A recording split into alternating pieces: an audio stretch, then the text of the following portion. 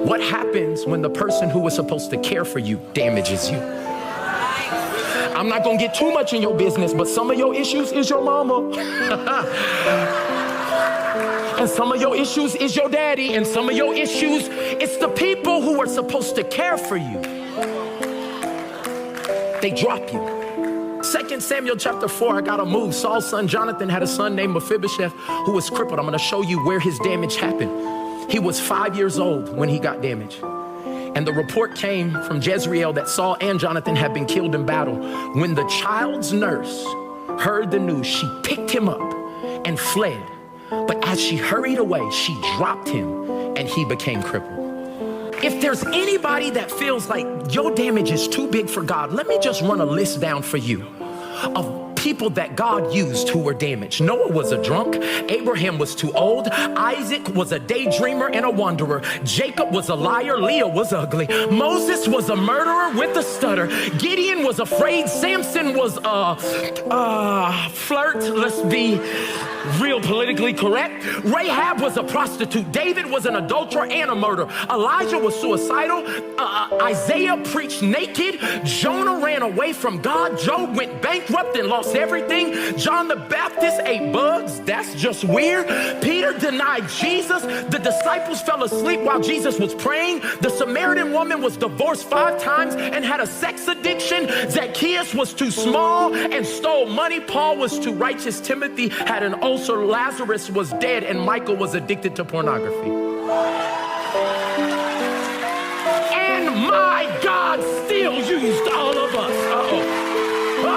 You about to make me run, because there's some people that know that God can do his best work with damaged people. If you believe it, give God a shout of praise. I feel my help coming on. Write it down in a point. God does his best work with damaged people, because his strength is made perfect in our. So why won't you show him your weakness? You've been trying to keep it together for everybody, and God says, if you want to hold it up, do it. I'll be here when you want to actually come clean. So what can God do with your damage? First point, he calls for it. Everybody that's trying to hide your damage, good luck. When Mephibosheth is in a place called Lodabar, a place of nothing, no pasture, no fruit growing, the king says, is there anybody I can say, yeah, this one dude. He said, go get him. I'm calling for the damaged. You're broken? I like that. You're fractured? Come on. He calls. What can God do with damage? He calls for it. And some of y'all have not been answering the call. No, I'm just gonna be a businessman. He said, I want you to be in that field, but I want you to bring all your damaged areas to me so I can raise you up as a testimony in that area.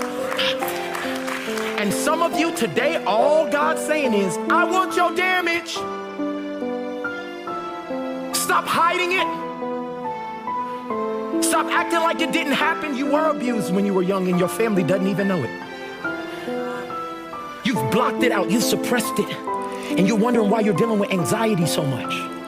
Because it was never meant to stay on the inside of you. I want your damage.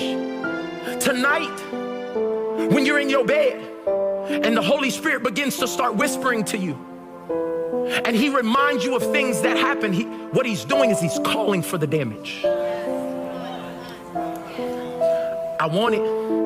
I'm the only one that can do something with it. What does God do with your damage? He calls for it.